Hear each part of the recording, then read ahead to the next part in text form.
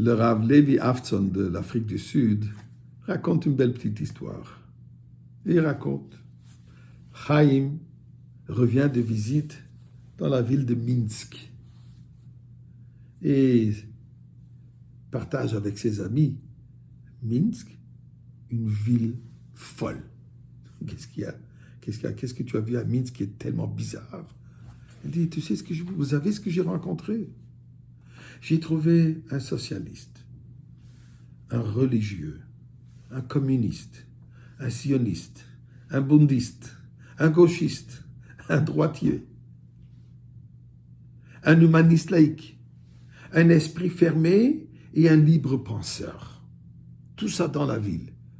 Eh bien, mais c'est tout à fait normal, c'est ça ce qui fait la mosaïque d'une communauté. Il dit non, vous ne comprenez pas. Tout ça, c'était une personne. Tout ça, c'est la même personne. Eh bien, nous, peuple juif, nous sommes un peuple avec beaucoup d'opinions. On connaît bien les clichés des juifs, minimum 3 opinions.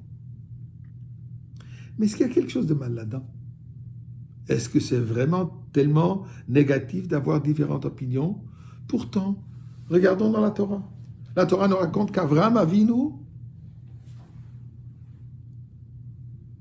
quand il venait à protéger Sodome, il s'est disputé avec Akadosh Baruch Hu, il dit Dieu, et s'il y en aura 50, et s'il y en aura 40, et ainsi de suite.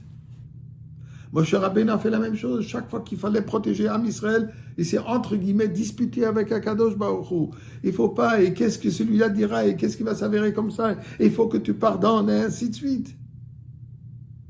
C'est part de notre ADN, c'est part de notre identité. Bien sûr qu'il y a des bases fondamentales sur quoi on ne se dispute pas.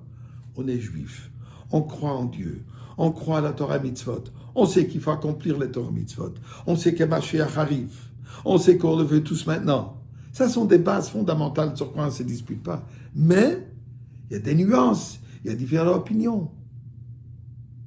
Regardons dans la Gemara.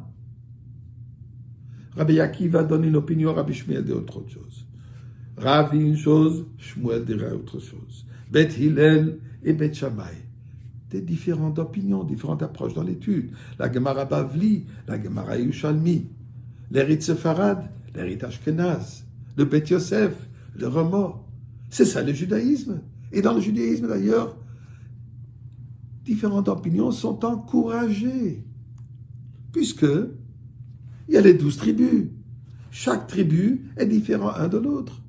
Mais il faut savoir, comme on trouve dans la paracha de cette semaine, au moment de la réception de la Torah. La Torah nous dit la chose suivante. Bachodesh Hashlishi, au 3e mois, depuis la sortie d'Égypte, le peuple juif est arrivé, Baou Midbar Sinaï, sont arrivés au désert de Sinaï. Vayisum Refidim, ils ont voyagé de Refidim.